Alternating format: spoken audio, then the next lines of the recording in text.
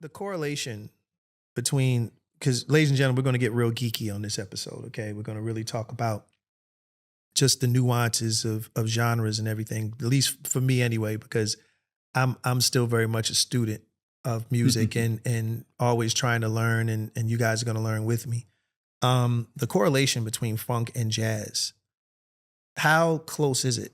And was it hard for you to find your space from a jazz, learning jazz, coming from a person that was into funk and all those other things? Like, what are the learning curves you had to get through? Well, the first record that I heard that they told me was jazz was Herbie Hancock's Chameleon. Okay. Pretty easy, because that's about as funky as you can get. Right. But Herbie was playing jazz on top of this funk beat and this funk bass line. But that drew me in. Yeah. I'm like, wait, this is jazz? And I remember us sitting in somebody's basement listening to that and just bugging on how adventurous it sounded, but how funky it was. Yeah. So I said, man, let me check out this guy, Herbie Hancock. So I started going backwards. And just 4 or 5 years before, he was like totally into jazz. Right? Yeah. And so between Kenny Washington telling me about these guys and then me going like down the rabbit hole of jazz. And then I started realizing this is the stuff that my aunts and uncles all dance to, you know? This is the stuff that my uncle listens to when he's drinking his bourbon, right? You know, chilling like you were talking about with his me time. Yeah. And I realized that if I learn how to hear this, I can realize, I realized that this was a music that people groove to too. Yeah.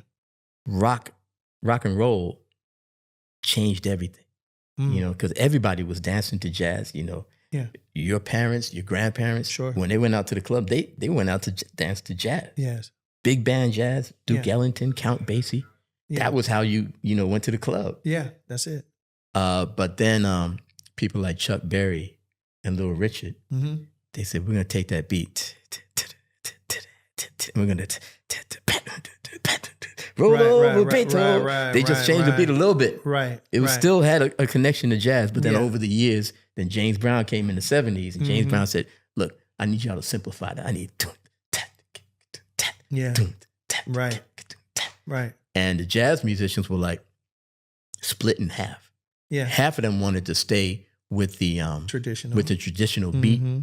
And also James Brown and them, they were like, I don't want the harmony to change all over the place. Okay. Yeah. Stay on one chord. Yeah. Don't change. The big change is when James Brown said, we're taking it to the bridge. Right. Take it to the bridge. That's the first change you do. It's normally a 4. They go to the other chord, then they come back. A lot of jazz musicians who had come up before James said, man, I like when the chords move around. And when I'm improvising, I can find beautiful things to play around these chords moving around. So it'd be like, boom, boom, boom, boom, boom, boom, boom, boom, boom, boom, right, boom, boom, boom, boom, boom, boom. You know what I mean? It was like harmony. You had to learn harmony. You had to sit down at the piano like my dad showed me and learn. Even Stevie Wonder stuff later on had real beautiful harmony. Yeah. Real heavy. Like I mean, we love Stevie for who he is, and he's made some of the greatest songs and written some of the greatest songs and melodies ever. But when you really get into Intervisions and Fulfilling This First Finale and all of these albums, like it's heavy. Even The Secret Life of Plants, which is one of my favorite albums. Like that's Someone You Love, right? Yeah, Someone You Love. Ooh. And Power Flower. That's one of my favorites. Oh, I have to listen to Power. Stevie did a record all dedicated to plants. Oh, that's right. Ooh. Ooh. Like it was one of my favorite and it wasn't a single or anything like that, but it was an amazing album. That's a sleeper album. No, it's a sleeper album.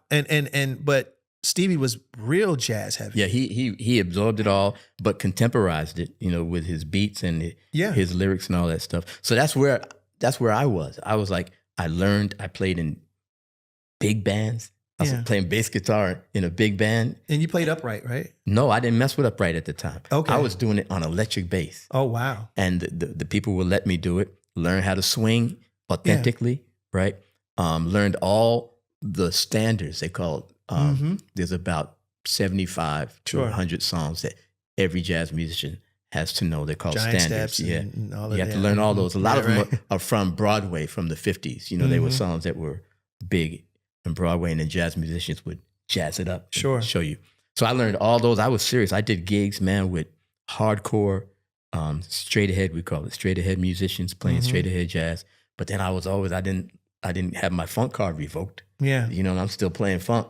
Yeah. And my goal was to do like some of my heroes were doing, which was combining the two. Yes. Like Herbie Hancock, like Stevie Wonder. Yes. That was my ultimate goal.